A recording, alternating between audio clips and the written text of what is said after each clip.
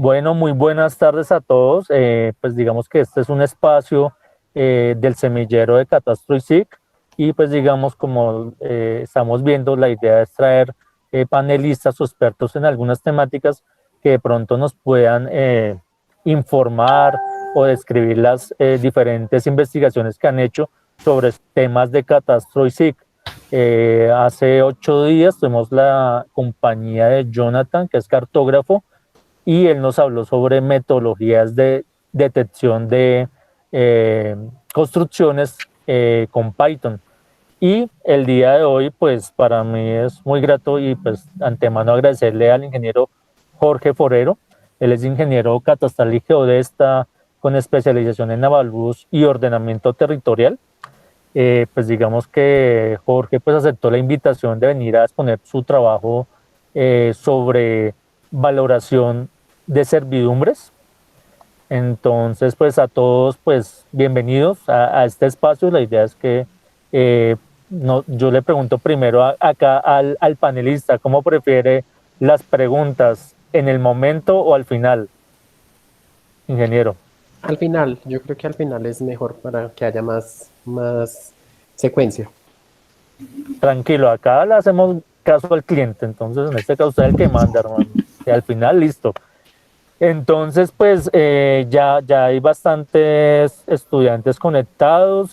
Jorge, pues digamos que acá los estudiantes, la mayoría creo que son de la tecnología en gestión y catastral, que tecnología en gestión catastral y agrimensura de la Universidad Digital de Antioquia. Este es un programa reciente y pues digamos que se edita de forma virtual. Acá digamos que la importancia, como para contextualizarlo, pues acá la mayoría son personas que o trabajan en el área o pues están buscando de pronto profesionalizarse con esta temática. La ventaja es que es virtual y pues su merced sabe que el tema catastral pues estaba, digamos, académicamente concentrado en Bogotá, y hoy en día pues con este tipo de universidades pues permite que ese conocimiento vaya realmente a los territorios. Entonces que realmente es una, pues nosotros lo vemos como una gran ventaja y pues una muy buena oportunidad pues para darle esa importancia al catastro que tiene en el país hoy en día. Entonces, como la mayoría de chicos están entre primero y casi tercer semestre, pero pues bueno, todos están con muchas ganas de aprender, y digamos que las charlas, el tema es que de pronto ellos empiecen a ver, como le comentaba a su merced, que ellos empiecen a ver que se puede empezar a hacer investigación, que a veces no necesita uno calcular la órbita de un satélite, sino que puede hacer cosas, pues no sencillas, pero que puede haber muchos temas de investigación que son importantes y que quizás son necesarios para este tema de catastro ISIC. Entonces, pues Jorge, muchísimas gracias y pues nada, adelante, puede su merced y compartir pantalla, y nada, los que quieran pueden ir preguntando en el chat y al final hacemos la ronda de preguntas o al final pues hacemos como una especie de charla. Entonces, ingeniero, muchas gracias y adelante. Muchas gracias, Osval. ¿Ya están viendo mi pantalla? Sí, señor. Bueno, muy bien. Sí, señor. El título de la presentación que vamos a ver hoy es Propuesta metodológica para valoración de servidumbres de energía eléctrica. Entonces, está acotado a las servidumbres de energía eléctrica, punto número 1.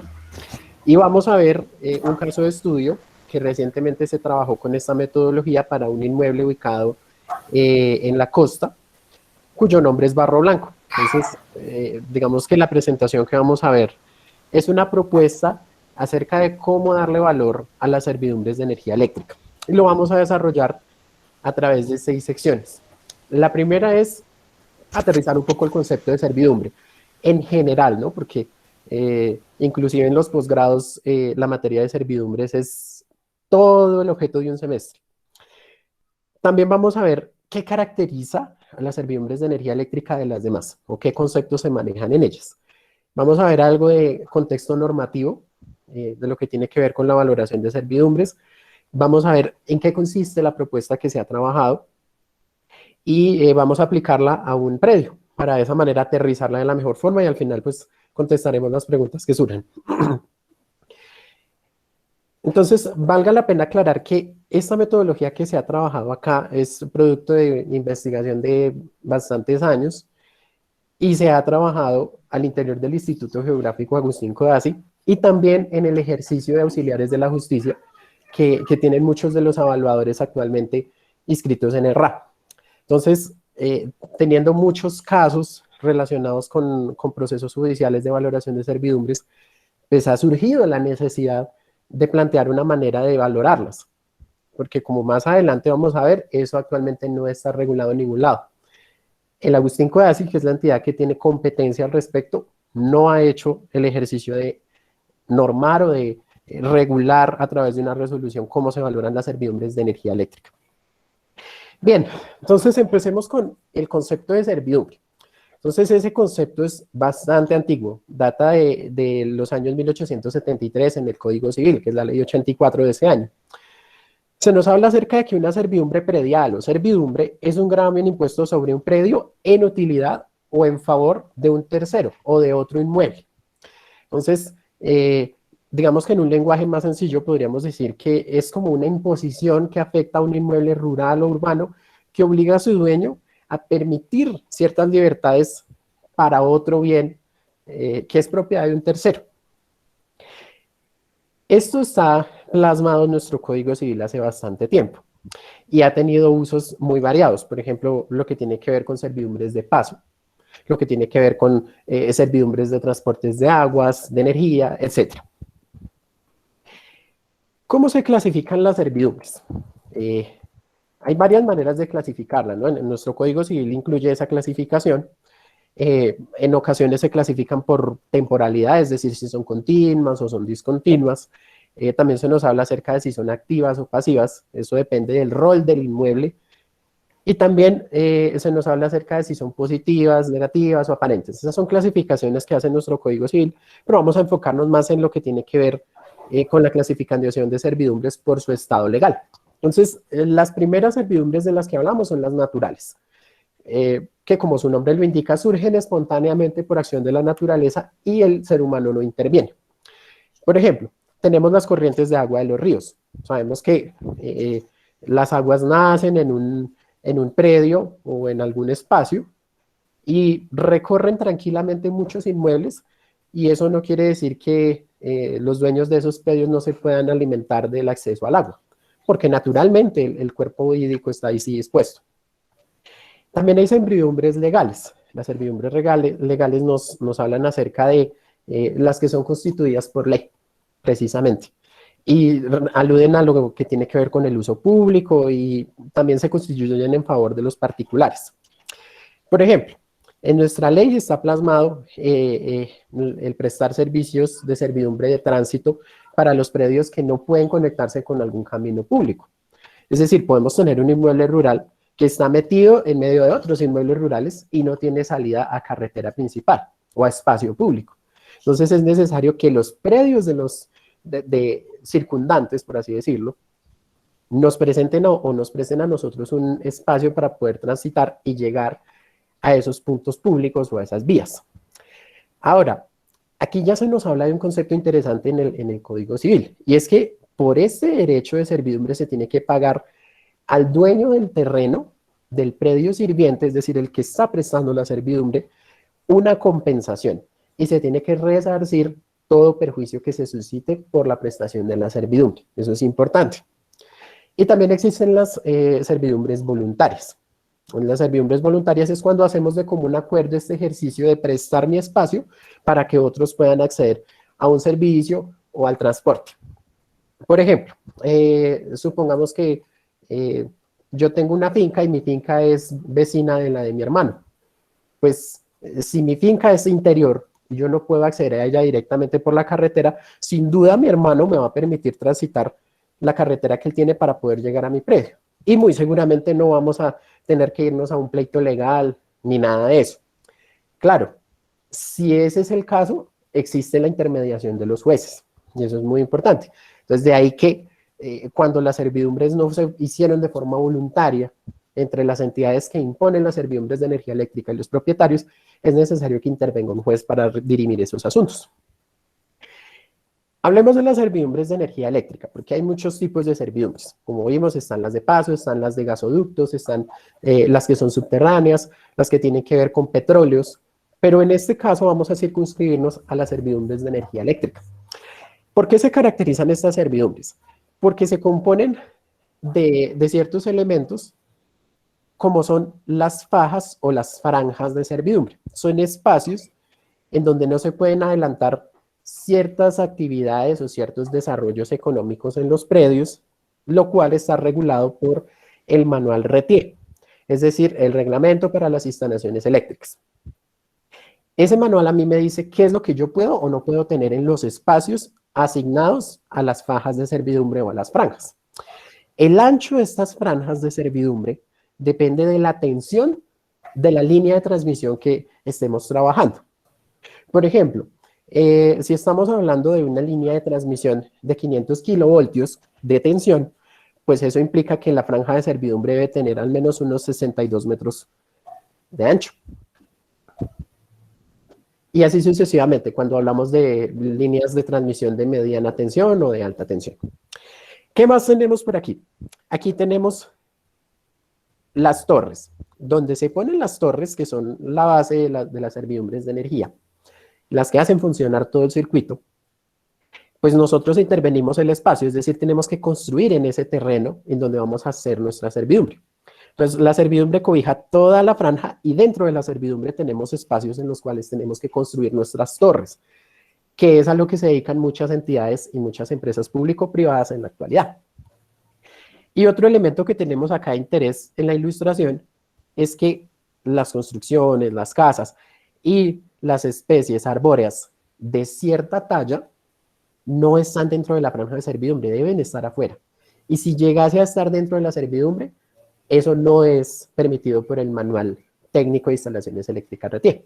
Por consiguiente, hay que indemnizar y remover. ¿Listo? En general, las servidumbres de energía eléctrica surten un proceso legal a través de las cuales son declarados como proyectos de interés general y de utilidad pública. Y eso lo plasma el artículo 16 de la Ley 56 de 1981, que nos habla acerca de los elementos de los proyectos energéticos. Entonces, aquí estamos hablando de servidumbres que conjugan varios elementos de acá. Son servidumbres legales porque la Ley 56 me está diciendo que existen esas servidumbres y tienen que poderse aprovechar porque es utilidad pública. Son voluntarias en la medida en que cuando las entidades hacen el ejercicio de indemnizar, pues muchos propietarios aceptan esa propuesta y hacen que sus inmuebles en las zonas de la franja de servidumbre se amolden a lo que exige el manual RETIE. Muy bien. Ahora hablemos un poco del contexto normativo. Entonces resulta que hasta el momento todo va en orden, todo va muy bien, pero llega el momento de hacer el avalúo de esas servidumbres, es decir, de indemnizar a las personas para que sus inmuebles puedan tener pues un justiprecio o se les pueda ofrecer una cantidad de dinero que sustente todas las incomodidades y todos los perjuicios que se derivan de la construcción de una servidumbre de energía eléctrica. En la actualidad, el IGAC no tiene una resolución o no tiene una norma que nos diga a nosotros cómo valorar eso. Y eso es grave, porque necesitamos hacerlo. Es un menester, toda vez que los proyectos de energía eléctrica en la actualidad son muy comunes, se vienen adelantando hace muchos años, y muchos procesos judiciales que vemos en la actualidad de orden predial, pues se relacionan con la valoración de servidumbres y que no hubo acuerdo al respecto. Entonces es urgente una norma. Y por eso se ha trabajado en mesas técnicas con las entidades más importantes en este ámbito de las imposiciones de servidumbres de energía eléctrica. Entonces el instituto ha citado a mesas de trabajo a Grupo Energía Bogotá, a ISA, a EMGESA, en fin, a varias entidades, y ellas han mostrado cómo han realizado sus cálculos de indemnización, y tomando todos esos elementos se ha plasmado una cierta metodología que en parte es lo que vamos a ver acá. Muy bien, entonces no hay norma precisa sobre cómo valorar las servidumbres de energía eléctrica, pero sí existen elementos que por analogía nos sirven en otros contextos normativos. Por ejemplo, existen las expropiaciones de los inmuebles. Es decir, se compran y eso pasa a dominio del Estado, porque ahí se va a hacer un proyecto de utilidad pública.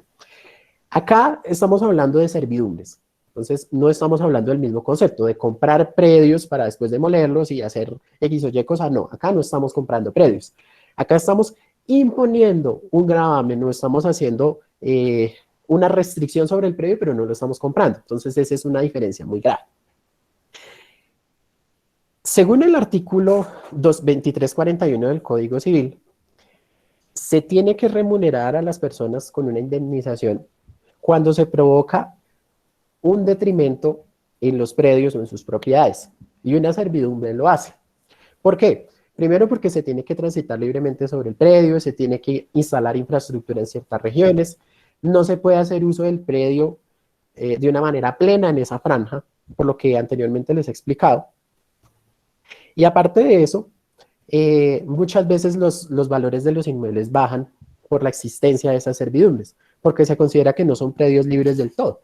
Y como las servidumbres, así tú vendas tu inmueble, siguen existiendo, es decir, trascienden más allá de quién sea el propietario, pues entonces eso hace que los inmuebles sufran y por consiguiente hay que pagar una indemnización. Y los artículos 1613 y 1614 del Código nos dicen que esa indemnización debe comprender el daño emergente y el lucro cesante, que son dos conceptos vitales en el mundo de los avalúos. El daño emergente consiste en todos esos gastos o todos esos conceptos monetarios que surgen cuando se hace una transacción o cuando se hace una operación inmobiliaria como una servidumbre o como una expropiación. Y el lucro cesante implica el reconocimiento de ciertos dineros que el propietario deja de percibir por la existencia de servidumbres o expropiaciones. Tenemos en cuenta esos elementos, ¿no? Muy bien. En la expropiación predial, que es un contexto normativo semejante hasta cierto punto con el que estamos hablando, se tiene que reconocer una indemnización que comprenda daño emergente y lucro cesante. Eso según la nueva ley de infraestructura, la ley 1682 de 2013, según la resolución 898 de 2014, que fue quien la reglamentó, y según una sentencia que data del año 2007. Entonces, teniendo eso presente, tenemos que tener claro cómo vamos a atacar el problema de las servidumbres. Recordemos que no vamos a adquirir los predios a través de las servidumbres de energía eléctrica. Solo vamos a imponerles unas restricciones a los propietarios. Por consiguiente, pues no estamos haciendo una transacción inmobiliaria, no es como si estuviéramos comprando o vendiendo el predio, sino que lo que estamos haciendo es algo distinto. Estamos imponiendo restricciones sobre el predio. Pero hacer eso también implica unos daños para los inmuebles y para los propietarios. Entonces, por eso es necesario efectuar una valoración de una indemnización. Existe ya una ley, la 1274 de 2009, la cual nos habla acerca a nosotros de los avalúos para las servidumbres petroleras. Ellos sí cuentan ya con una norma especial, aunque no es lo suficientemente reglamentada. Y ahí se muestra el concepto de indemnizaciones que deben cumplir la integralidad del daño emergente y el lucro cesante. Como no estamos entonces adquiriendo el predio y no estamos comprando la franja de servidumbre, suena insensato reconocer el valor comercial a menos de que ocurran ciertas cosas que más adelante vamos a ver. Es decir, si yo voy a imponer una servidumbre como entidad, pues muy seguramente yo no voy a pagar el valor comercial del terreno porque no lo estoy comprando. Pero sí debo reconocer un dinero que sea justo. De ahí viene toda la metodología que estamos proponiendo. Ahora, ese valor que se va a reconocer para la servidumbre se tiene que derivar del valor comercial. Tiene que derivarse. ¿Por qué no se deriva de, no sé, el valor catastral? Pues porque en las zonas rurales de nuestro país, en casi todo el territorio, los valores catastrales están completamente obsoletos. Entonces, así las cosas, no se puede trabajar con ello. Tiene que derivarse del valor comercial. Ahora, el artículo 10 de la Ley 56 de 1981, que ya la habíamos mencionado antes, nos muestra a nosotros cómo es el procedimiento para determinar los valores que se pagan para la indemnización de los inmuebles sirvientes cuando se traza un proyecto. Eso se tiene que hacer primero nombrando una comisión tripartita que implica representantes de los propietarios donde se va a adelantar el proyecto, del Instituto Geográfico Agustín Codazzi y de la entidad o de la empresa privada que esté fungiendo como interesada públicamente para hacer esta obra. Una vez que ellos forman esa comisión, entonces se elabora un manual de precios o un manual de valores, en el cual incluimos lo que tiene que ver con los terrenos y con lo que tiene que ver con las mejoras, es decir, las especies vegetales, las construcciones principales, los anexos, etc. Ahora bien, este artículo y en general la ley 56 no nos indica a nosotros cuál es el monto que debemos reconocer a los propietarios por concepto de indemnización. La ley nos dice a nosotros calcula el valor comercial de los predios, pero no nos dice a nosotros reconozca eso en la indemnización, sino que dice que se tiene que elaborar un manual de precios para poder hacer las liquidaciones respectivas. Entonces existen esos elementos en la norma que hacen que sea necesario hacer propuestas de este estilo. Teniendo en cuenta entonces todo lo que hemos platicado hasta el momento, pues veamos cuál es la propuesta para hacer la valoración de las servidumbres. Entonces, lo que se propone es una ecuación muy sencillita. Valor total de la indemnización es igual a la valoración de la servidumbre más lo que tiene que ver con construcciones anexas y principales ubicadas dentro de la franja de servidumbre, más lo que tiene que ver con las especies vegetales ubicadas dentro de la franja de servidumbre. A eso equivale la indemnización, a servidumbre más construcciones más cultivos. Ahora, ¿a qué equivale el valor de la servidumbre? El valor de la servidumbre, según lo que se propone, equivale primero a un concepto llamado valoración de derechos cedidos, que más adelante vamos a definir. A eso se le adiciona la valoración del daño al remanente y a eso se le adiciona el valor de los sitios de torre. Esa es la propuesta. Ahora vamos a analizar qué es cada uno de esos conceptos y cómo los podemos desarrollar a la hora de hacer los avalúos correspondientes. La valoración de la servidumbre, como vimos, no implica el valor comercial, pero sí implica un valor que se deriva de ese monto comercial.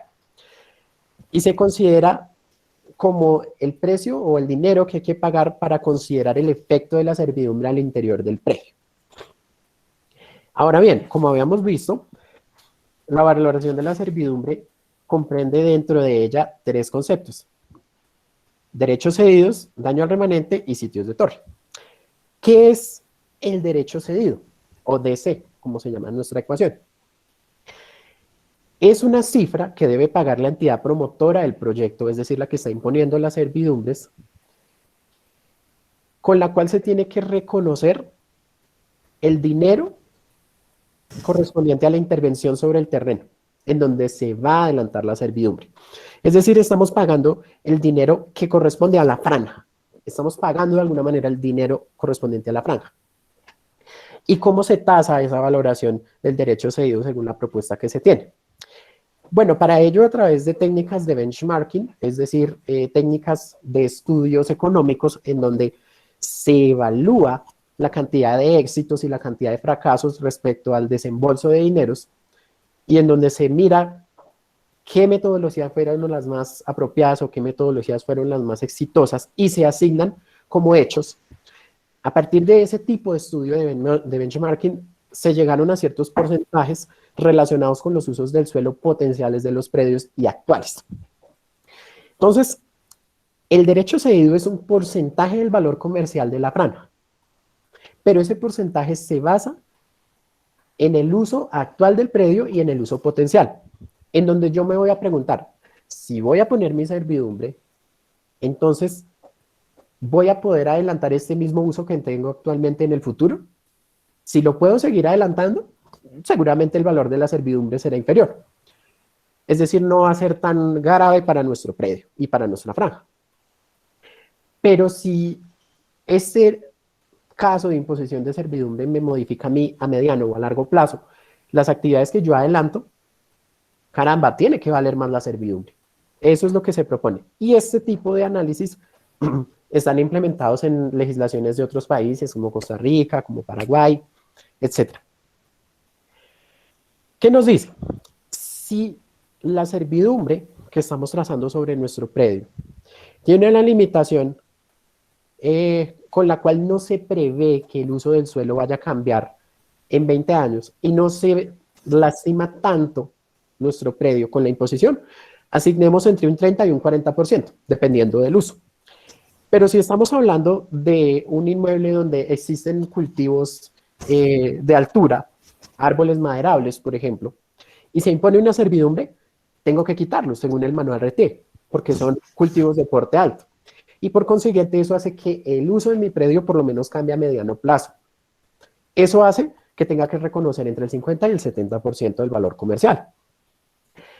Pero ¿qué pasa si estamos hablando de un inmueble donde al imponer la servidumbre perdió su naturaleza? Es decir, yo ya no puedo construir, yo ya no puedo explotar de alguna manera. Pues en ese caso tendría que reconocer entre el 90% del valor comercial y el valor comercial. Esta última categoría aplica mucho a los predios urbanos. Cuando estamos hablando de servidumbres de energía eléctrica en predios urbanos, pues ellos pierden completamente su naturaleza porque ya no se puede construir sobre ellos. Y por consiguiente, lo más apropiado es pagar el valor comercial, porque esos predios quedan prácticamente inservibles o lastimados. Muy bien. El daño al remanente es un concepto diferente. Aquí en el valor del derecho cedido estamos hablando de lo asociado a la franja de servidumbre. Pero cuando hablamos de la valoración del daño al remanente, estamos hablando en el impacto que va a tener la servidumbre sobre el resto del predio. No necesariamente sobre la franja, sino sobre el resto del predio. Entonces, este es un concepto en el cual nosotros tenemos que reconocer un dinero que represente cuál va a ser el efecto negativo que va a tener la servidumbre en el resto del predio.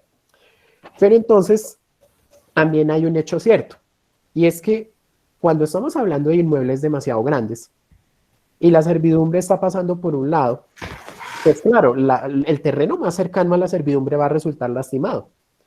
Pero cuando estemos hablando de partes del predio en donde la servidumbre casi que no tiene injerencia ni espacial ni de acceso, pues entonces en ese caso el impacto va a ser mucho menor.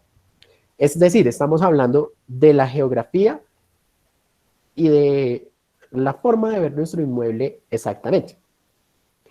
Por eso se dice que el daño al remanente tiene un límite de reconocimiento. Es decir, si estamos hablando de un predio de 300 hectáreas y nuestra servidumbre es de solo 2 hectáreas, por ejemplo, pues seguramente las hectáreas más cercanas a esas 2 de la servidumbre van a estar lastimadas por los usos que se van a ver afectados y demás.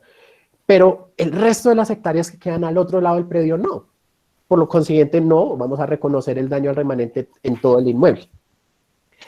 ¿Hasta qué punto lo reconocemos entonces? Esa es la pregunta. La propuesta que se hizo, y la cual tuvo buena aceptación, es reconocer el concepto del daño al remanente circunscrito a la unidad agrícola familiar. Es decir, vamos a reconocer el daño al remanente circunscrito a la unidad agrícola familiar. Recordemos que según la ley 160 del 94, la unidad agrícola familiar es la empresa básica o el espacio de carácter agropecuario en el cual una familia puede sostenerse y puede generar cierto dinero que puede capitalizar en el futuro y de esa forma pueda formar su patrimonio. En otras palabras, es el espacio territorial para los inmuebles en los cuales, en teoría, las familias rurales pueden tener un nivel de vida aceptable. Esa es la unidad agrícola familiar. Ahora, hay otros espacios que tienen una interpretación semejante y que tienen unos estudios incluso más recientes que los que se hicieron para determinar las unidades agrícolas familiares. Por ejemplo, la Unidad de Planeación Rural Agropecuaria UPRA recientemente ha trabajado en unidades de producción asociadas a ciertas cadenas productivas y determinándolas en diferentes partes del territorio. Por ejemplo, si los inmuebles son de carácter arrocero, las unidades para ese tipo de cultivos pueden ser de 15 hectáreas, supongamos. 15 hectáreas en las que las familias pueden llegar a tener ingresos suficientes si trabajan esa tierra para poder vivir correctamente y poder acumular hasta 2 salarios mínimos de ganancia. Pero eso mismo pasa en Tolima o en el Huila, pero no va a pasar en zonas arroceras mucho más limitadas como las que puede haber hacia el Amazonas, por ejemplo. La propuesta que se hace es la unidad agrícola familiar porque es el estudio más completo de mayor alcance nacional y porque tiene un concepto que de alguna manera nos muestra a nosotros cuál es el área de terreno asociada a la servidumbre, en donde mayor impacto hay en términos productivos si se constituye un gravamen de ese tipo. Aunque podemos usar otros espacios como les comentaba. Entonces, ya teniendo claro que la valoración del daño remanente está relacionada con el resto del predio contenido dentro de la unidad agrícola familiar, pues entonces expliquemos cómo se calcula el daño al remanente. Este es igual al valor comercial de la tierra que determinemos para el predio, multiplicado por el factor de área, y a ese se le suma el factor de trazado del proyecto, y pues teniendo ese producto tenemos el valor del daño al remanente que vamos a reconocer en el terreno más cercano a la unidad agrícola familiar donde se ubique nuestro predio. Pero entonces, ¿qué son el factor de área? ¿Qué son el factor de trazado del proyecto? Hablemos de ellos. El factor de área no es más que la relación matemática entre el área de servidumbre y el área total de los predios.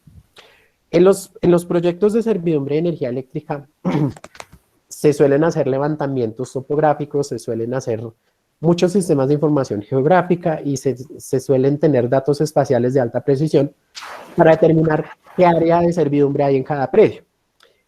Y también se hace en la gestión predial el análisis de cuáles son las áreas jurídicas de los predios o las áreas de campo.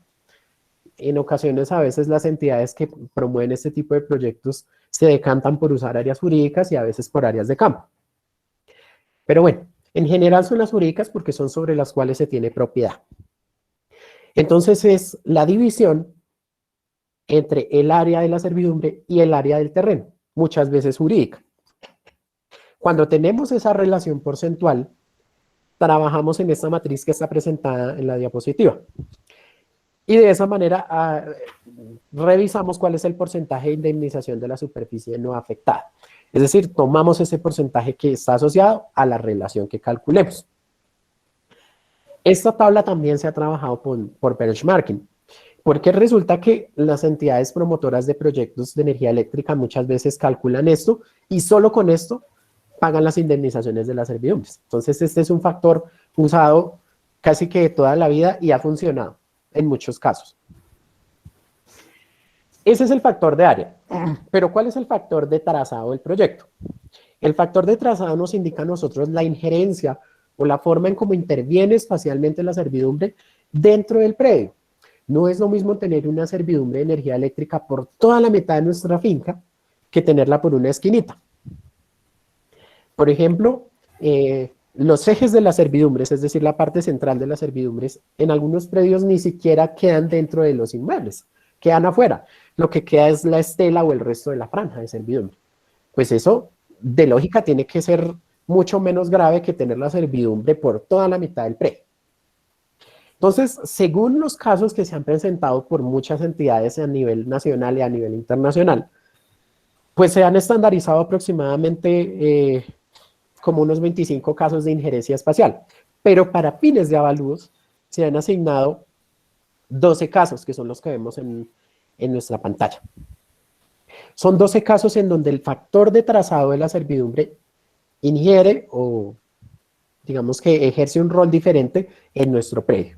Tenemos que atraviese el predio, que lo atraviese por un lado, que lo atraviese por el otro, que lo atraviese arriba, abajo, etc. Para cada uno de esos factores existe un porcentaje, el cual vamos a sumarle al factor de área, que ya habíamos hablado. Hasta ahí, ¿qué hemos visto? Hasta ahí hemos visto cómo calcular el daño al remanente y ya hemos visto en qué consiste la valoración del derecho cedido. Pero nos hacía falta la valoración de los sitios de torre. Bueno, para la valoración de los sitios de torre, normalmente se toma el valor comercial de la tierra. ¿Por qué? En esta franja de servidumbre que vemos en la ilustración, tenemos un área de servidumbre terrestre, que es donde van las torres prácticamente instaladas, en donde hay que hacer unas obras importantes para poder instalar las torres, como las que vemos en el gráfico. Entonces, como hay que intervenir el espacio fuertemente, es decir, hay que acabar con cultivos, con lo que sea que haya ahí, para poder tener la torre, lo más apropiado que se ha pensado es pagar el valor comercial de la tierra. ¿Por qué? Porque es lo máximo que vale el suelo. Es decir, estamos reconociendo el valor comercial sin comprar el predio. Estamos reconociendo por el daño que le vamos a causar al inmueble. Diferente al área vana o al área de servidumbre aérea, que es el resto de la servidumbre que está bajo la tutela o bajo la estela de los cables de transmisión. Muy bien. Agreguemos a lo que hemos hablado hasta el momento, lo que tiene que ver con la tasación de las construcciones y los anexos que están ubicados dentro de la franja de servidumbre, lo cual en nuestra ecuación es CO. En este caso no hacemos otra cosa que estimar el valor comercial de las construcciones principales y anexas. Construcciones principales, llámense caballerizas, llámense casas, llámense corrales cubiertos, etc. Y construcciones anexas, llámese pozos, estanques, llámese silos, bueno, etc. Cuando hablamos de las construcciones principales, pues, y tenemos que valorarlas comercialmente, pues lo más apropiado es que usemos la técnica de costo de reposición. La técnica de costo de reposición está normada por la resolución 620 de 2008, que es la norma general para la realización de avalúos. Ahí se nos habla acerca del modelo de depreciación de Fito y Corbini.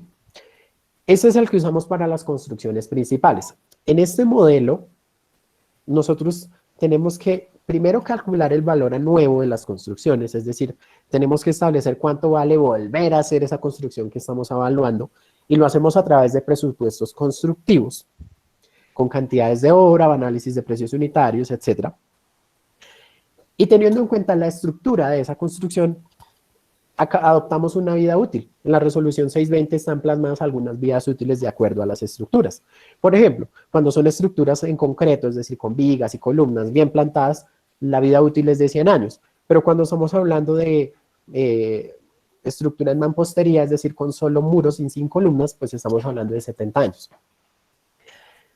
De acuerdo a eso, de acuerdo a esa vida útil, de acuerdo al valor a nuevo, depreciamos ese valor a nuevo considerando la edad que tenga esa construcción y considerando el estado de conservación. Esas dos variables se entrecruzan para, de alguna manera, depreciar el valor a nuevo que nosotros tenemos en nuestras construcciones. Y eso está plasmado en la resolución 620. Pero caso diferente es con las construcciones anexas. ¿Por qué? Porque las construcciones anexas normalmente ni los mismos propietarios saben cuánta edad tienen. Paso número 1. Por otro lado, es difícil determinar su vida útil porque suelen durar toda la vida si no se maltratan ese tipo de construcciones. Por ejemplo, un estanque para peces, un estanque para piscicultura, desde que se mantenga aseado, desde que se mantenga bien, puede durar 1000 años perfectamente.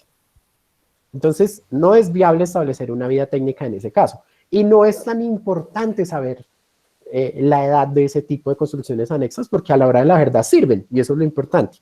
Entonces, cuando hablamos de construcciones anexas, la recomendación es depreciarlas a través del modelo de Heidecke, diferente al de Fito y Corbini. En el modelo de Heidecke solo a nosotros nos interesa saber cómo están conservadas, no más. Pero no nos interesa saber su edad. Ahora, esto es muy importante lo que vamos a hablar a continuación. Si yo hago el avalúo comercial de construcciones principales y anexas y tengo en cuenta edades, depreciaciones, estados de conservación, pues yo reconozco un dinero, pero puede pasar en zona rural, ocurre mucho, que yo con ese dinero no pueda comprar otro inmueble o no pueda comprar una construcción parecida o no la pueda hacer porque en la zona no es posible, no hay. Por ejemplo, supongamos con nuestro mismo pozo. El pozo lo valoramos por Heidecke y nos da $1. Pero resulta que en toda la región no hay pozos de piscicultura, no hay quien los haga. Caramba, entonces en ese caso no tiene sentido que tú le pagues el valor depreciado a alguien por algo que no puede conseguir con esas mismas condiciones de depreciación. Por consiguiente, se le debe ofrecer el valor a nuevo de esa construcción para que esa persona pues pueda contratar a alguien y se lo haga a nuevo. Bien, lo que tiene que ver con la tasación de especies vegetales o EB, Se relaciona con la forma en que nosotros le demos el valor a los cultivos. Hay cultivos de porte bajo, de porte mediano, de porte alto. Hay especies ornamentales, hay cultivos como tal, hay especies maderables. La técnica que usamos para darle valor a estas especies vegetales es la técnica de capitalización de rentas, que también está plasmada en la resolución 620 del 2008. ¿Qué es importante? Que cuando hagamos avalúos para servidumbres, tengamos muy presentes las características del cultivo. Llámese estado fitosanitario, es decir, salud. Llámese vida técnica, es decir, cuánto es su ciclo de vida, en qué etapa está el cultivo, si está creciendo o ya está en una etapa madura, está en producción o no, cuáles son sus volúmenes, y de esa forma podamos establecer y caracterizar muy bien nuestra especie vegetal. Ya teniendo esa información, podemos entonces remitirnos al flujo de caja que tenga el propio cultivo. Muchos agricultores en nuestro país guardan una contabilidad muy celosa sobre sus cultivos. Me entra tal plata, me vale la cal o los costos de mantenimiento del cultivo X o Y dinero, pero cuando eso no es posible tenemos fuentes secundarias. En la unidad de planeación rural agropecuaria tiene ese tipo de cifras, por ejemplo. Y también los gremios dan muchos estudios de costos de producción o de mantenimiento. De ese tipo de cifras nos podemos agarrar. Lo ideal es que nos agarremos de las cifras del propio cultivo que estemos evaluando, pero si no es posible, tenemos esas herramientas a nuestra disposición. Y ya cuando tenemos esas características, podemos proyectar un flujo al futuro en donde nos preguntemos y nos respondamos con esos ejercicios matemáticos. ¿Cuánto me valió el cultivo sembrarlo? ¿Cuánto me vale mantenerlo? ¿Cuánto es el dinero que yo voy a percibir de aquí a que se finalice su vida técnica? Y haciendo ese ejercicio, trayendo todo valor presente, pues hallamos el valor de las especies vegetales. Seguramente en sus cursos de avalúos, que por ahí vi creo que son en sexto semestre, pueden tener mayor claridad sobre ello. Pero pues les estoy contando a grosso modo cómo funciona la técnica. Entonces, ya teniendo todos estos elementos, estamos en capacidad de aplicarlos a un predio, y es el predio que les traje en nuestro ejercicio. El inmueble se llama Barro Blanco, así se llama la finca. Esa finca está ubicada en el municipio de Buenavista, Sucre, como les conté, está en la costa, y se ubica en la vereda Santa Elena. Este ejercicio que les estoy exponiendo y esta metodología ya se está aplicando en la manera de hacer avalúos para juzgados, y en este caso, este avalúo fue acatado y fue usado como elemento, como prueba para asignar la indemnización a los propietarios de este predio, y eso lo hizo el Juzgado Cuarto Civil del Circuito de Oralidad de Medellín, Antioquia. Entonces, nuestro predio tiene 72,5 hectáreas, es grande, y la servidumbre sobre la cual estamos hablando de energía eléctrica para nuestro predio tiene 5,148 hectáreas. ¿Qué tiene de especial el predio? El predio tiene 5,148 hectáreas, precisamente las de la servidumbre. Las tiene sembradas en pasto de variedad rey y de variedad quicuyo, o sea, pastos mejorados. No son pastos de esos que nosotros vemos en los andenes de nuestra ciudad, sino que son pastos que han sido trabajados y que tienen como propósito darle el mejor alimento posible al ganado. Nuestro predio se caracteriza por tener una clase agrológica, es decir, una puntuación desde el punto de vista de suelos, o una clasificación desde el punto de vista de suelos en donde nos decía a nosotros cuál es su uso recomendable, de clase 4, es decir, de uso agropecuario recomendado, un valor potencial de 49 puntos, es decir, de 1 a 100 en términos de productividad agropecuaria, cuánto nos ofrece, y 49 puntos es un buen valor para nuestro país. Pendiente, no se ve por, no se ve por este letrerito, vamos a ponerlo acá. La pendiente, es decir, la topografía de nuestro predio es de clase C, es decir, que es semiplano, no es plano, tampoco es muy inclinado. Actualmente en ese predio hay pastos e individuos arbóreos. Y la normatividad de nuestro predio dice que es agroforestal, es decir, que puede adelantar actividades agropecuarias y forestales. Entonces ese es nuestro predio, Barro Blanco. Entonces empecemos a aplicarle la metodología de valoración. Lo primero, determinar el valor comercial de la tierra aplicable al predio. Eso es lo primero. Como lo primero es eso, revisemos cómo se hizo. Aquí tenemos una imagen de dónde se ubica nuestro predio. Nuestro predio se ubica a las afueras de Buenavista, es cerca al casco urbano. Tiene frente sobre vía, que es algo importante en la ruralidad. Y tiene las características que anteriormente les mencioné. Resulta que en la investigación que se hizo en la zona rural, se encontraron 3 predios parecidos en venta. Como estamos aplicando el método de comparación o de mercado para hallar el valor comercial de la tierra, es importante que los predios que estén en venta tengan similitudes con nuestro inmueble. Entonces, estos 3 predios, como ustedes se pueden dar cuenta, bueno, aquí no se nota tanto, pero si hacemos el acercamiento, tiene frente sobre vía, este tiene frente sobre vía y este también, se ubican relativamente cerca a cascos urbanos, como sin C, y la oferta más cercana es la oferta 3. Hacemos nuestro correspondiente estudio de mercado. Entonces, contactamos a los oferentes, a los que están vendiendo los predios, y les preguntamos, bueno, ¿cómo es su finca? ¿Qué área tiene? ¿Qué nos ofrece? ¿Qué no nos ofrece? ¿Cómo es su topografía? Y eso lo contrastamos con la información espacial de áreas homogéneas de tierra disponible en el geoportal del Instituto Geográfico Agustín Codazzi, donde a nosotros se nos dice a una escala muy buena cuál es la topografía de los inmuebles. Hacemos la indagación y encontramos 3 predios en oferta, los cuales tienen 10 hectáreas, 19 hectáreas y 86 hectáreas. Fíjense lo interesante, la oferta 3 es la más cercana a nuestro inmueble objeto de avalúo y tiene un área semejante, de 72,5 a 86, no es diferente el área. Los otros son más pequeños, pero igualmente son comparables en términos de área por las actividades que se adelantan ahí de carácter agropecuario. Después de descontar las negociaciones, porque los propietarios piden una cosa, pero si uno plantea la conversación y uno les insinúa que les ofrece tanto, pues uno halla el valor de negociación y es realmente el valor del predio. ¿Cuánto está dispuesto a hacer el propietario para ofrecerlo? Y quitamos las construcciones y los cultivos de esos predios, obtenemos el valor de terreno puro, pulpito. Ese es el valor que a nosotros nos interesa. Cuando hacemos estudio estadístico sobre estas ofertas, es decir, cuando analizamos exploratoriamente lo que tiene que ver con el promedio, la desviación estándar, el coeficiente de variación, obtenemos 3 valores diferentes, el límite superior, el inferior y el promedio. Cuando hacemos eso, de acuerdo a la resolución 620, podemos adoptar un valor siempre y cuando nuestro coeficiente de variación sea inferior al 7,5%. En nuestro ejercicio da 6,83%. Estos valores unitarios tienen convergencia, son representativos y se parecen a nuestro inmueble.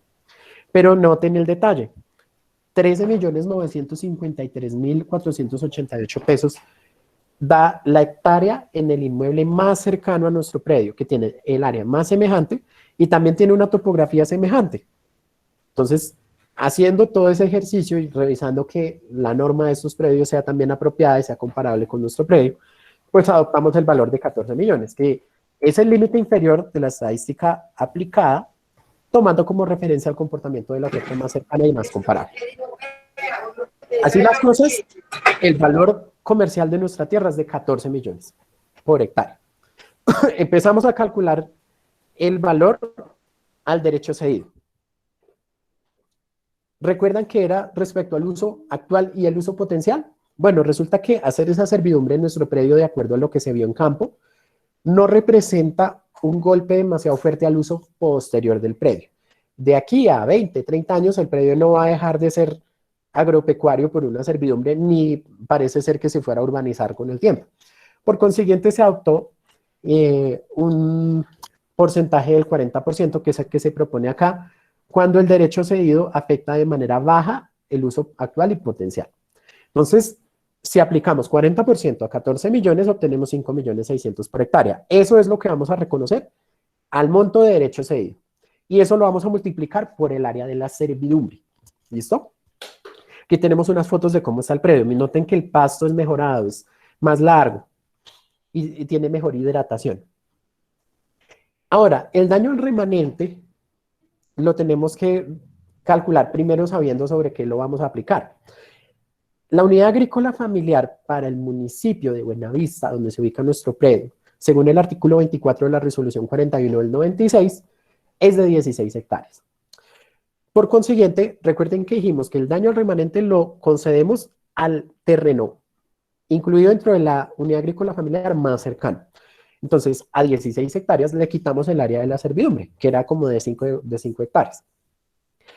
El daño al remanente lo reconocemos respecto a 10,852 hectáreas, que es decir, es la diferencia entre la unidad agrícola familiar y el área de la servidumbre. El área de terreno no afectada más cercana a la franja de servidumbre y que se encuentra dentro de los límites de la unidad agrícola familiar. Recordemos la formulación matemática. Entonces, ya teniendo el valor comercial, ya sabiendo a dónde lo vamos a aplicar, nos hace falta estimar el factor de área, el factor de trazado. El factor de área lo calculamos dividiendo 5,148 hectáreas, que es el valor de la servidumbre, por 72,5. Eso nos da 7,10%. Buscamos en nuestra tablita, hecha por benchmarking, y encontramos que de 5 a 10% se recomienda usar un factor de área del 4%. Entonces asignamos 4%. Dejamos guardado ese 4% y vemos el trazado. Acá vemos el trazado de la servidumbre. Este es nuestro predio, lo que está resaltado en negrilla. Y el trazado, miren cómo va. Pasa por un lado del predio, es decir, no pasa por la mitad, no lo atraviesa así ni así. Lo atraviesa por un lado. Entonces, revisamos en nuestros modelos de benchmarking. Qué pena, profe, no se te escucha. ¿Aló? ¿Ya me oyes? ¿Aló? Ah, ya, qué pena. Sí, Yo sí escucho. gracias. Ah, pero perfecto. Listo, entonces, analizando el caso de nuestro predio, revisamos. La servidumbre, la franja de servidumbre pasa por un lado del predio. Entonces, en nuestros 12 casos de trazado, ¿a cuál se parece más? Pues se propuso que fuera el de la columna 3, fila 3, es decir, este. Miren en este caso que la franja de servidumbre o el eje de la servidumbre pasa por un lado del predio, dejándome el resto libre, que es algo semejante a lo que vemos aquí. Entonces, se nos sugiere un 2% para este concepto de factor de trazado y adoptamos el 2%. Así las cosas, nos queda daño al remanente igual al valor comercial, 14 millones por hectárea, por el factor de área, que era 4%, más factor de trazado, que es 2%. O sea, valor comercial por 6%. Y eso nos da 840,000 pesos por hectárea, los cuales vamos a multiplicar por 10,852 hectáreas. Los sitios de torre.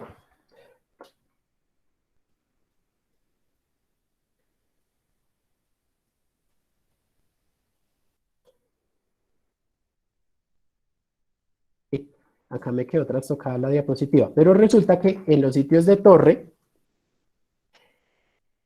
teníamos un área de 1.200 metros cuadrados de sitios de torre, es decir, dentro de la franja de servidumbre que tenemos acá trazada, teníamos 3 torrecitas, si las ven, 1, 2, 3.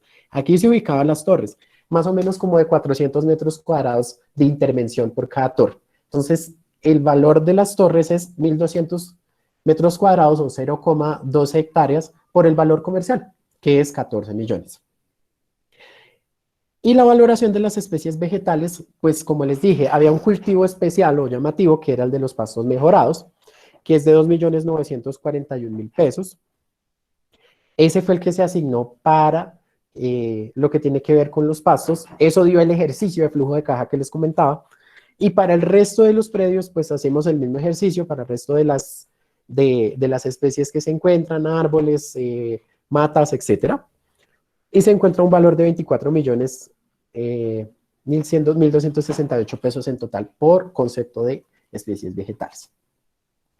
¿Qué tenemos entonces al final? El derecho cedido, recordemos que lo calculamos por el 40% del valor comercial, 5.600.000. El daño al remanente, 840.000 pesos, que era 14 millones por 6%, la suma de factor de área y de trazado. Sitios de torre, el valor comercial, 14 millones. Los pastos con el ejercicio de rentas, que muy seguramente después van a aprender a hacerlo, 2.941.000, y para el resto de especies aisladas o de individuos de diferentes especies como camajón, guasimo, matarrón, orejero, roble, etc., se hizo el mismo ejercicio y se halló un valor por individuo o por unidad. Y al final tenemos nuestro ejercicio de servidumbre. Fíjense que el valor de la servidumbre, al hacer todo el ejercicio de estimar la indemnización con construcciones, que no había construcciones en la franja, con especies vegetales y con la valoración de la franja como tal, nos da 63.625.748 pesos. Ese fue el valor que se calculó para este inmueble y fue el que se acató por parte del juez en el proceso y tuvo buena aceptación. ¿Por qué? Porque estamos tomando los mejores elementos de las metodologías que se han trabajado hasta la fecha. Listo. Si tienen preguntas, bienvenidas sean. Profe, te volvés Ingeniero, muchas gracias. El sitio de Torre, por favor, que no me da esos. Devolvétela, por favor, a la tablita anterior. Sitio de Torre, 1.660.000. Ahora es que hay 14 millones ahora. Listo, ok. Sí, sitio de torre, acuérdense que eran 400 metros cuadrados por torre, 3 torres, 1.200 metros cuadrados, que es lo mismo que 0,12 hectáreas. Multiplicamos sobre el valor comercial y nos da 1.680.000. Muy bien. ¿Otra pregunta? Yo tengo una pregunta. Mira, hay varias cosas que se manejan en esto de las servidumbres. ¿Por qué las empresas nunca pagan, excepto pues en los predios urbanos, el 100% del valor de la servidumbre? O sea, siempre se van entre el 50, el 60 y muchas veces hasta el 70. Y en la tabla que nos presentaste ahorita, solamente tenés en cuenta del 30 al 40, del 50 al 70 y del 90 al 100. Entonces, del 40 al 50 no existe y del 70 al 80 tampoco. Bueno, como yo comentaba, los ejercicios de benchmarking, que es donde se basa la investigación más que nada, es decir, el análisis de todos los números y los casos exitosos de negociaciones en imposición de servidumbres, nos muestran que esos son los porcentajes más apropiados o más usados, dependiendo de los usos actuales y potenciales de los inmuebles. Hablando del derecho cedido, ¿no? Que eso es algo muy importante. El derecho cedido lo estamos reconociendo sobre el valor de la servidumbre. Hasta ahí, normalmente reconocen las entidades que hacen los proyectos de servidumbre, y ahí su merced tiene razón. ¿Qué pasa? Que las servidumbres lastiman los predios. No es solo que yo ceda un pedazo, sino que el resto de mi inmueble queda mal. Es como si, por ejemplo, le pongo yo en la siguiente ilustración. Usted fuera zurdo y a usted el profesor le prohíbe escribir con la izquierda y se la amarra y le dice ahora tiene que escribir con la derecha. ¿Qué tal está la mano izquierda en ese caso? Pues bien, está ahí guardadita, amarradita, pero está bien. Pero cuando usted va a escribir con la mano derecha es que se da cuenta que no puede hacerlo fácilmente y que usted está lastimado o limitado. Lo mismo ocurre con las servidumbres. Es decir, lo mismo ocurre con las servidumbres. Es decir, cedemos cierto espacio y las empresas nos pagan eso, lo que vale, esa porcioncita, del 30 al 70% normalmente en la zona rural. Pero ¿y el resto del predio qué? Entonces a las metodologías que trabajan las entidades o las empresas promotoras les hace falta reconocer el daño al remanente, que es la propuesta que se hizo y la cual tuvo buena aceptación. Ahora, ¿por qué no se paga menos del 30%? Lo que pasa es que el hecho de que así usted tenga media hectárea de servidumbre en un predio de 82 hectáreas, pues ya implica que eso está inscrito en el folio de matrícula, eso está en la vida jurídica del predio y eso ya lastima comercialmente el predio. Se ha visto que los predios, así tengan servidumbres muy pequeñas, valen menos. Por consiguiente, se adoptó como 30% la cuota mínima. Ahora, si haciendo numéricamente el ejercicio a usted, algunas entidades han adoptado que si les da menos de 1 millón de pesos, pues les pagan 1 millón de pesos. Eso depende mucho del caso. Jorge, Liliana levantó la mano. Cuéntenme. Buenas noches, Jorge. Mira, tengo muchas preguntas, me gustó mucho pues como tal esta reunión. Resulta pues que acá en Valdivia, Antioquia, por donde van a pasar las torres de energía, precisamente con la energía de Cerro Matoso, en mi vereda La Paulina se construyeron 5 torres, ¿cierto? Entonces, bueno, se estaba llevando un proceso de formalización de tierra, que eso es un predio pues fiscal, era un predio fiscal hasta el año pasado, ¿cierto? Obviamente pues ellos hacen la afectación al folio mayor, En este momento, pues ellos, pues como tal, la empresa ISA Intercolombia, lo que hizo es que colocó una demanda, pues a favor del municipio, porque el predio era del municipio.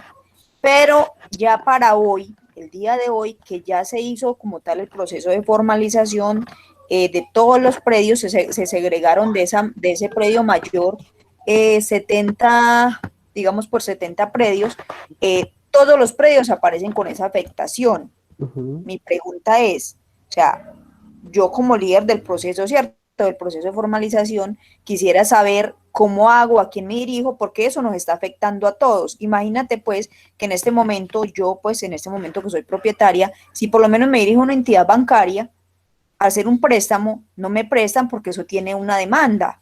Y en este momento, o sea, a las familias les pagaron, yo voy a ser sincera, lo que ellos quisieron, porque las familias, digamos, no teníamos conocimiento de pronto de buscar un abogado o alguien que nos asesorara. A la familia le dieron lo que ellos consideraron. El proceso de servidumbre, ellos sí sabían que se estaba llevando el proceso de formalización, que se lo pagaban después, digamos, de que ya tuviera cada quien su folio, ¿cierto? Entonces, en este momento, o sea, todas las personas de ahí somos cacaoteras. El cultivo del cacao, pues sabemos que para Finagro, digamos, pues sembrar una hectárea vale alrededor de 12, 13 millones de pesos. A la familia realmente le salieron pues con una bobadita ahí, pero no, o sea, para mí, según lo que tú acabas de exponer, no fue lo suficiente que le debieron haber pagado a esas familias, porque o sea, si construían una torre le daban disque 30 millones de pesos, ¿cierto? Eso fue lo que les dieron. Y una torre, o sea, y uno por lo menos, eso afectó muchísima área, porque igual los predios que quedaron a lo último fueron predios de 4 o 5 hectáreas, imagínense, construcción de una torre. Entonces, mi pregunta es, yo como líder del proceso, que quiero pues que nos desafecten eso, porque ya si bien es bien o mal lo que hicieron, ya lo hicieron, ya le reconocieron a las familias, ¿qué debo hacer? Porque nos está afectando a todas las 70 parceleros. Esa demanda que tienen ellos ahí. Y ellos pues no se van a mosquear, digámoslo así, en solucionarlo. Pero ¿están afectados todos los predios segregados? ¿Todos Sí, están señor. afectados? Sí, porque como era un predio de mayor extensión, que eran 260 hectáreas, eso lo hicieron, esa afectación fue como en el 2017, y cuando se segregaron todos los predios, todos heredamos esa afectación. O sea, nosotros decíamos, listo, está bien que de pronto donde se construyó la torre queden con la afectación, ¿cierto? Pero no, todos heredamos la afectación y eso a todos. Todos heredaron, pero en la parte jurídica, la servidumbre en el folio, pero no todos los predios están afectados por la línea. Exacto, No están afectados por la línea. espacialmente no creo que sea así. No creo que todos los predios... No, mira, sí. Ellos no están afectados por la línea, claro, obviamente, pero sí están afectados por una demanda que ellos colocaron, porque pues ellos no son, digamos, ellos son muy inteligentes y ellos no van a esperar de que el municipio les viera a decir que no. Lógicamente, nosotros sabemos, el bien común pues prima, cierto, sobre el bien particular, pero lo que me refiero es que todos los folios están afectados es por una demanda. No por la, digamos, por la conducción de arriba. Pero eso no es problema, eso no es problema de ISA, Liliana, eso no es ni siquiera, eso es por norma de registro. Cuando se graba una servidumbre en el predio de mayor extensión, las segregaciones salen con la servidumbre que tiene grabada el predio de mayor extensión. Lo que tienen que hacer ahora es validar qué parcelas tienen qué parcelas tienen la servidumbre o qué parcelas tienen la obra como tal construida y sacar las otras de registro con una certificación de ISA, por ejemplo, que fue la que hizo el proyecto, que certifique cuáles son las parcelas que están afectadas por el proyecto y cuáles no, para que el registro quite la caución que tienen los otros segregados. Es que se crearon inmuebles, o sea, son inmuebles nuevos y espacialmente no tienen la servidumbre, que es lo importante. Acordémonos que las servidumbres siguen así el predio yo lo venda, ¿cierto? O así yo lo trance de X o Y forma. Pero si mi predio se dividió en otros inmuebles que no tienen la afectación espacialmente de la servidumbre, lo que tengo que hacer es demostrarlo. ¿Cómo? Con los datos espaciales de la servidumbre. Yo cojo todo lo que tiene que ver con las planchas del proyecto, si hay acceso a ellas hay que solicitárselas a la entidad y empezar a hacer el ejercicio, georreferenciar. ¿Dónde están los lotes que quedaron acá? ¿Dónde están los pascuales? Los que quedaron dentro de la franja de servidumbre, creo que ahí no hay nada que hacer, pues porque naturalmente van a seguir su proceso y ahí va a quedar la servidumbre, porque la servidumbre sigue, pero los que no, tenemos que demostrarlo a través de un documento público de que eso no es así. Y para ello, muy seguramente vamos a requerir pruebas fehacientes. Lo que decía William Pérez, es verdad. Uno puede solicitarle a la entidad que haga eso, porque uno está en todo el derecho de hacerlo.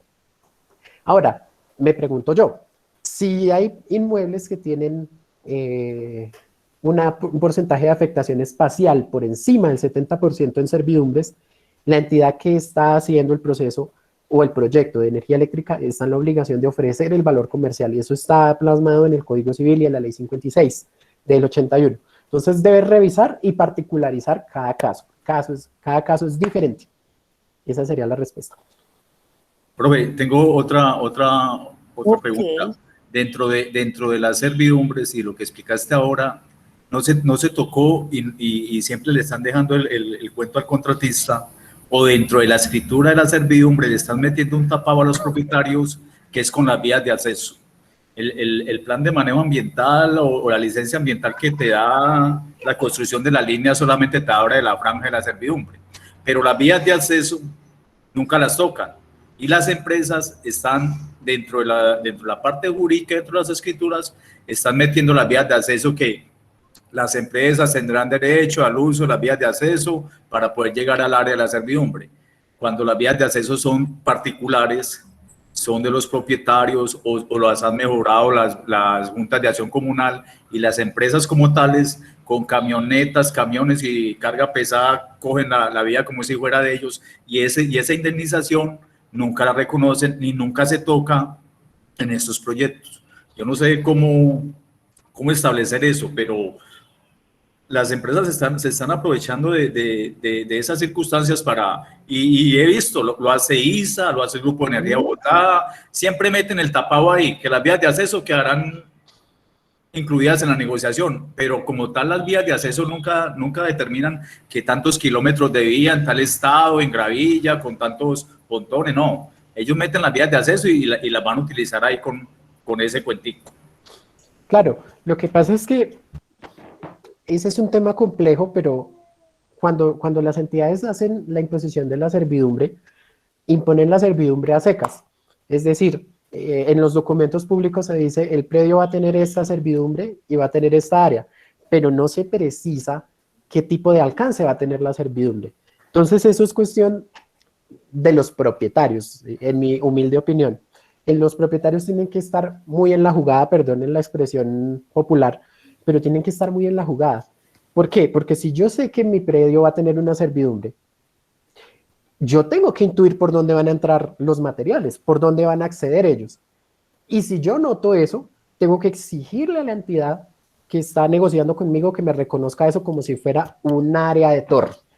Porque estamos de acuerdo en que cuando se hace el acceso a los predios por tierra, o cuando se hace todo este tipo de manejo de estructuras pesadas, esos son servidumbres terrestres. Esas son servidumbres terrestres. Y otro ejercicio que hacen a veces las entidades es revisar donde hay servidumbres concurrentes, es decir, donde ya hay una servidumbre previa, y lo que hacen ellos es decir, pero como acá ya se reconoció un valor, pues yo reconozco un valor inferior al que debería reconocer. Entonces, ahí el tema es de averiguar muy puntualmente cómo es el proyecto. No solo quedarnos con el hecho de que la servidumbre va a tener este trazado y esto va a ser vano y esto va a ser área de servidumbre terrestre. No, tenemos que saber y tener mucha conciencia de cómo va a ser el manejo del suelo y qué tanto lo van a intervenir. Porque si lo van a intervenir, tenemos que exigir el valor comercial, como si fuera un área de servidumbre terrestre. Esas son las herramientas de las que disponen los propietarios, más que nada. Porque es que acuérdense que esto con el tiempo se vuelven servidumbres voluntarias. Al final se hace un documento público y eso queda registrado y ya, se acabó. Y puede pasar después lo que sea, pero eso ya está escriturado, ya está registrado. Entonces tienen que las personas que están muy bien informadas, y esa es una oportunidad de negocio para todos nosotros. Nosotros que tenemos conciencia de qué ocurre con los inmuebles, de qué ocurre con los predios y cómo son estos proyectos, tenemos que ofrecer nuestros servicios como gestores prediales, como evaluadores, etc.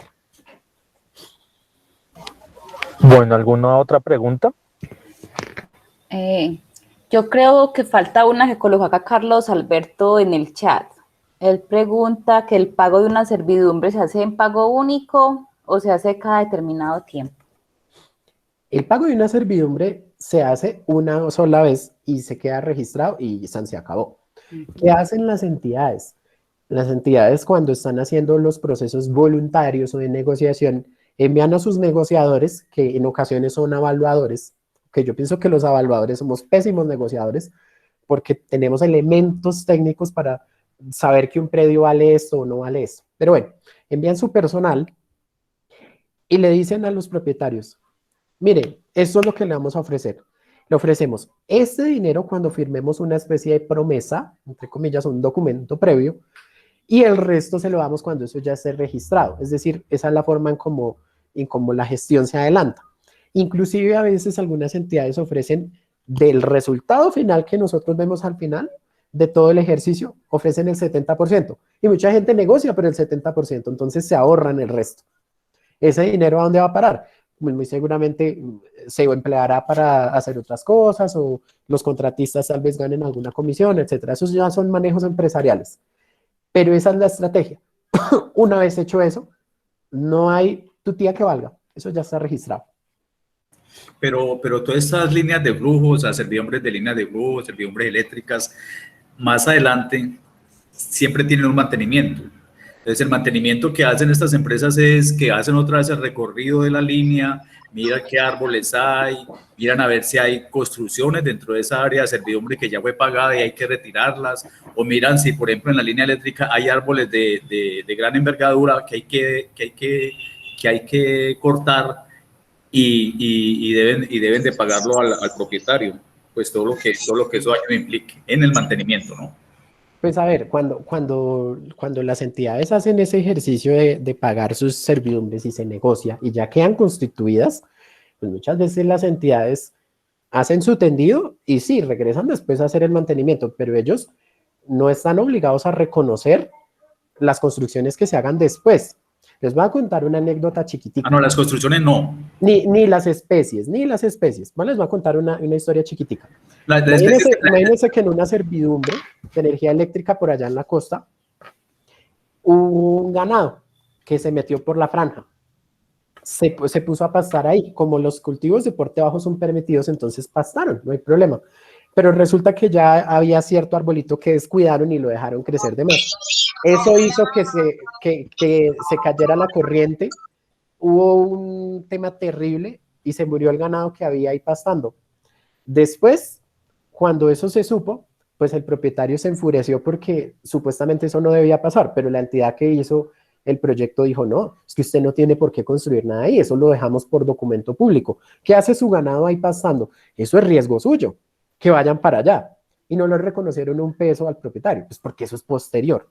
Y eso ya es como tema del propietario. Y es que el tema es que cuando uno escritura una servidumbre, uno también se compromete a cumplir el trato, es decir, a respetar los usos permitidos dentro de la servidumbre, y muchas veces los propietarios no lo hacen.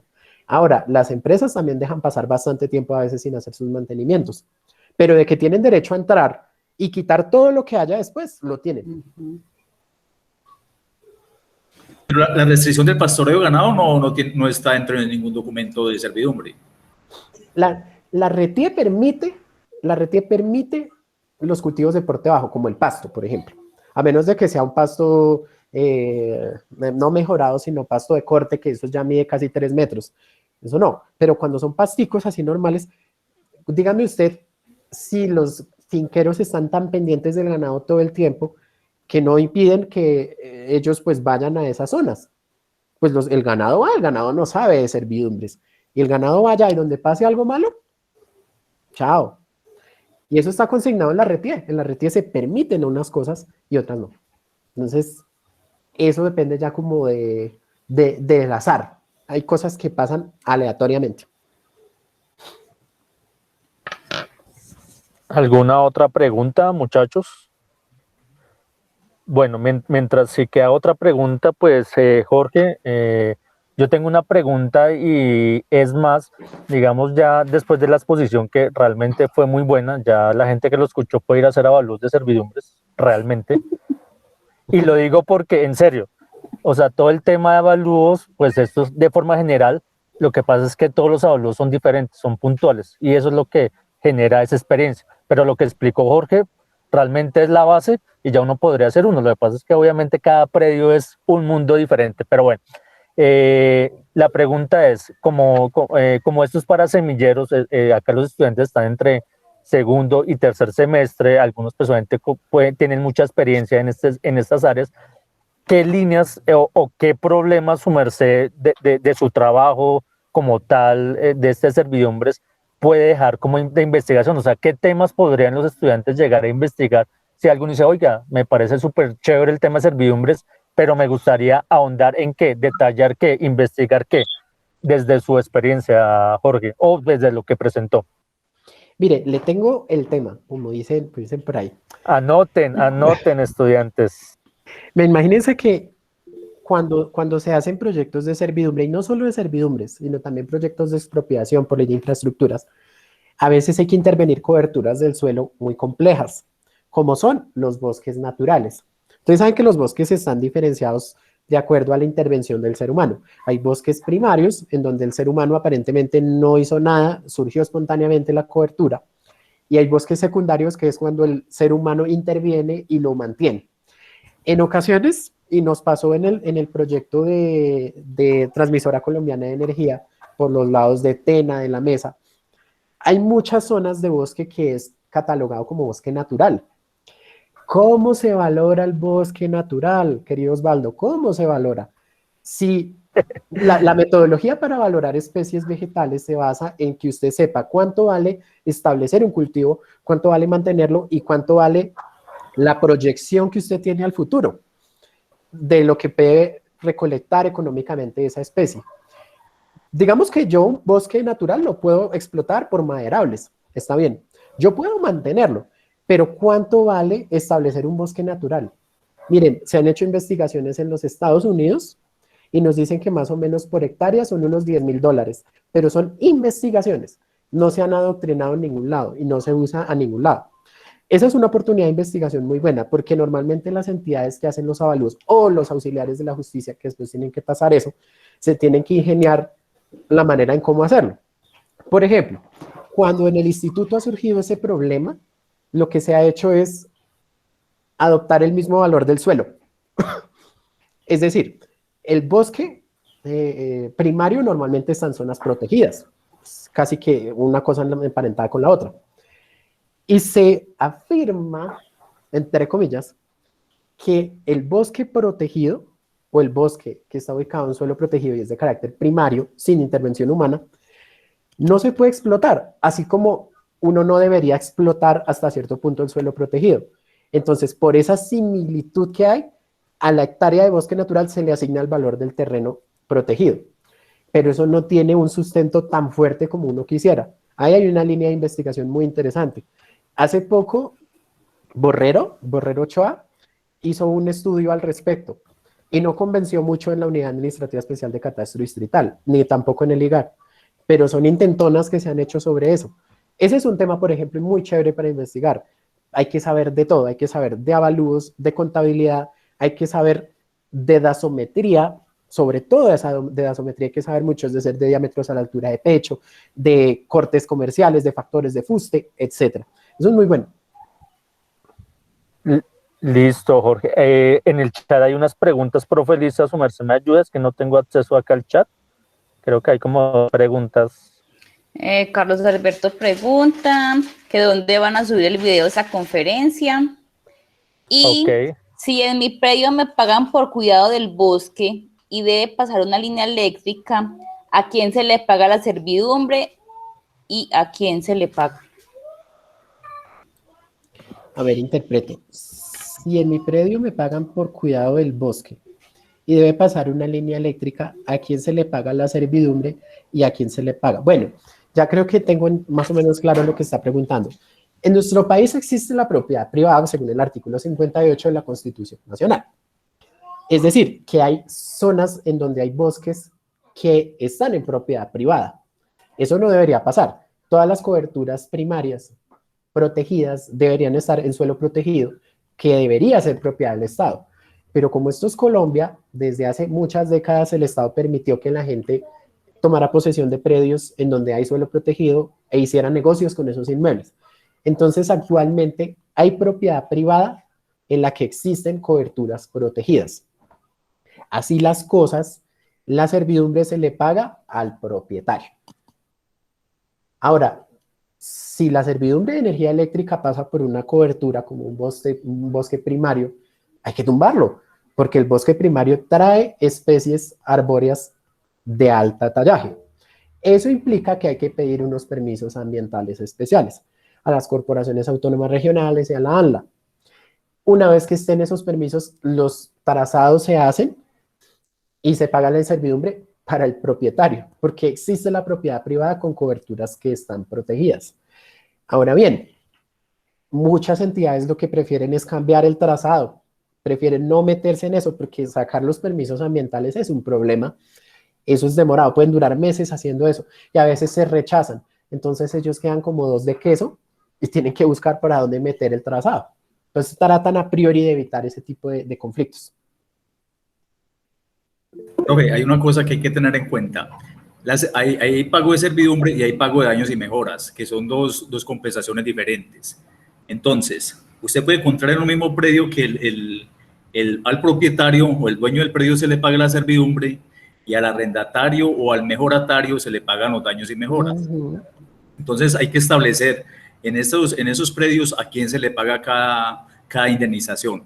Lo más normal es que se le pague un solo al dueño de la finca, pero hay otras circunstancias que hacen parte de estos asuntos de servidumbre.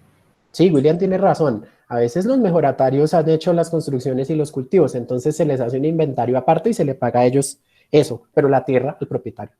Nada que hacer. La servidumbre tiene un valor estipulado. Bueno, como yo les he dicho, algunas entidades como Grupo Energía Bogotá tiene como política que si después de hacer todos los cálculos da menos de 1 millón de pesos la servidumbre, pagan eso, 1 millón.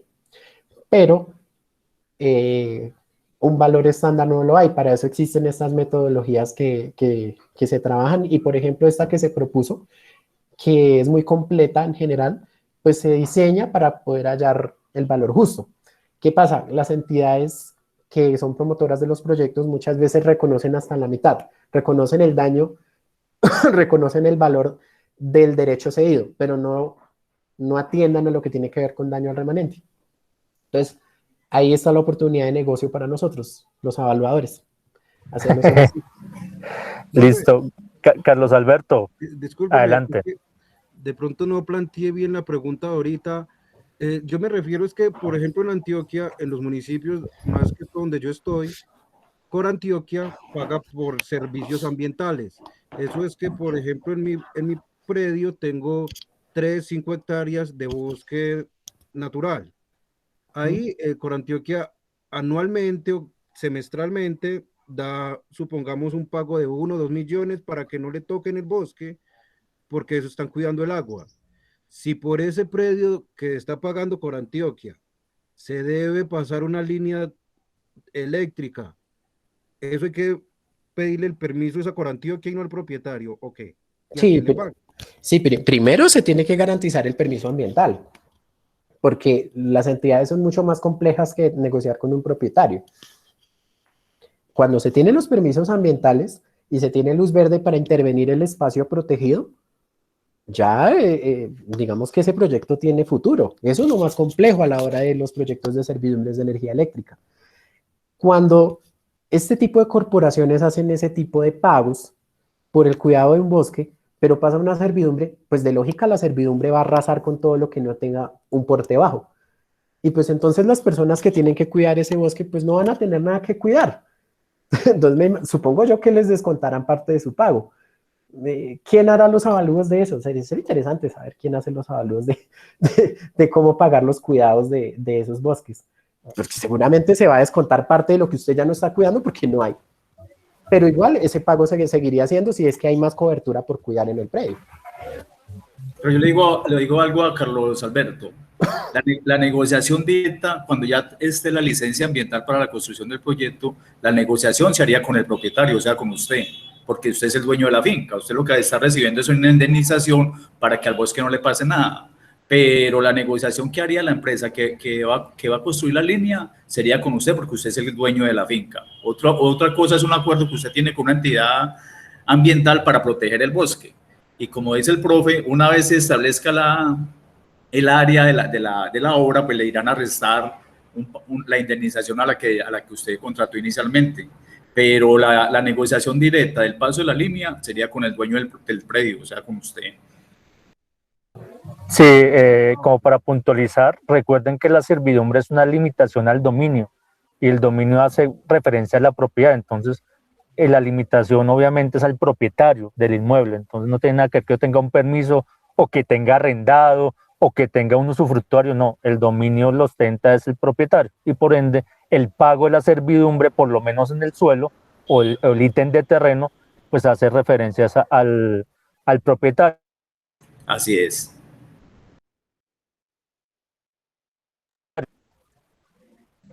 Si hay un mejoratario, que pena se me fue la señal, si hay un mejoratario, pues se le dará a los respectivos, pero el suelo como tal, el componente suelo siempre va al propietario, ya sea servidumbre o adquisición predial. ¿Pregunta? ¿Aló, aló? ¿Alguna Sí. otra pregunta? Bueno, pues igual nos pasamos del tiempo, Jorge, qué vergüenza con su merced, pero pues estuvo muy interesante el tema. Entonces, pues primero, pues un llamado a los estudiantes, a los jóvenes que están acá. Recuerden que esta tecnología en gestión catastral y agrimensura no es solo el componente catastral, de la oficina de catastro, de la conservación y actualización, no. Realmente este tema catastral es un espectro muy amplio que tiene el tema de valoración y también tiene el tema de gestión predial, que es digamos, esas actividades o procesos que llevamos sobre el suelo, sobre los predios, pero que están, digamos, ligados paralelamente al tema de catastro. Entonces, para que ustedes cuando estén mirando su anteproyecto, mirando su perfil laboral, no solo van a trabajar en catastro, mire, pueden hacer avalúos, pueden trabajar con empresas como ISA, de negociadores, de identificadores prediales. Entonces, realmente estas charlas es una oportunidad para que ustedes vean que no es solo catastro como tal, el catastro que vemos, sino realmente es un espectro muy amplio. Y sumado al tema SIC. Entonces, en el tema SIC, pues también hay bastante trabajo, muchachos. Esto es de meterle ganas, de hacer un buen trabajo. Y nada, Jorge, pues de verdad, muchísimas gracias. Muy interesante, muy clara. Pues la verdad, yo tengo unas dudas, pero ya son más, como dicen, no dudas de la exposición, sino dudas como intelectuales, académicas sobre el tema de la valoración de servidumbres, que es un tema bastante chévere porque hay varias situaciones que uno no puede, digámoslo así, parametrizar en un modelo o una metodología, como es el tema de los valores hedónicos, ¿sí? O sea, yo le pongo, tengo mi vista, tengo mi finca bonita con una vista hacia la sabana de Bogotá, me pasan una línea en todo el frente, pues quizás no me afecte el uso, pero se me está afectando mi visibilidad que tiene que ver con el tema hedónico. Después, pero eso dejamos para otras discusiones en un café. Esas son discusiones bizantinas, Osvaldo. Bizantinas interesantes, pero bueno, por lo menos para tomar café. Entonces, de verdad, muchas gracias, Jorgito. Pues acá, bienvenido. A mí se me olvidó decir, Jorge es evaluador, pues lleva bastante tiempo en el área de avalúos, trabaja con el Instituto Geográfico Agustín Codazzi, por eso conoce muy bien del tema, y también en catastro distrital. Entonces, cualquier cosa que dudas sobre el tema de avalúos, pues mira, acá hay un gran referente. Y pues nada, muchísimas gracias por brindarnos este espacio que realmente yo sé que los estudiantes les va a quedar algo, por lo menos saben que hay otra temática, ¿sí? A veces puede que no aprendan todo, pero nada. Y para finalizar, Carlos Alberto, estas grabaciones están dentro de la carpeta de semilleros, yo se las he enviado en varias ocasiones, pero bueno, volveré a hacerlo porque ese es el trabajo de los docentes, seguir ahí insistiendo, oye, estudien. Entonces, les seguiré enviando otro correo donde está el link de todas las grabaciones del semillero, entonces ahí están ordenadas en orden cronológico, pero pues nada, igual súper chévere que la vean y Jorge, mil gracias, profe Lisa, Muchas gracias. estudiantes. Hasta luego. Muy bien por gracias. participar. Chao pues. Muchísimas gracias por la hospitalidad y que estén muy bien. Quedamos Muchas atentos. gracias. Profe, La bueno, profe Elisa le queda viendo el tinto porque Gracias. esa no es muy buena anfitriona, la profe Elisa. el correo, profe.